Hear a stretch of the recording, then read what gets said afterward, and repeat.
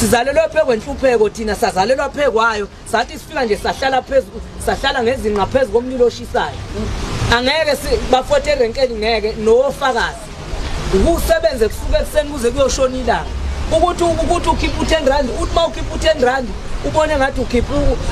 u200 rand noma 300 rand umuzi udrive ekhala uthi mawuthi uyabheka ubesebenza usuku lonke lo muntu hayi ukuthi ngoba engafuni nemali ayikho ayenzeki imali ubaba omdala uphenduka ingane erenkeni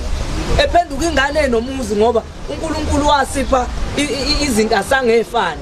udriver ngisho ngathiwa engaba mdala kanjani uhulumeni kaNC akamazi nokuthi uyisipuni sokudla bani angeke kuze kwenzeke bafowethu ni recognize nangelodwa ilanga mina ngizonitshela khona sekuyisikhathi manje ukuthi singo driver sisukumele thina ngoba belungu bethu abanye badla lapha kuSantago badla lapha noSantago bazolokhu bebuya kini bethi hayi izolunga lento kanti sebemfaka imali emasendeni angeke bafowethu kuze kulunga uNC ke umgomo wenza ngawo loyo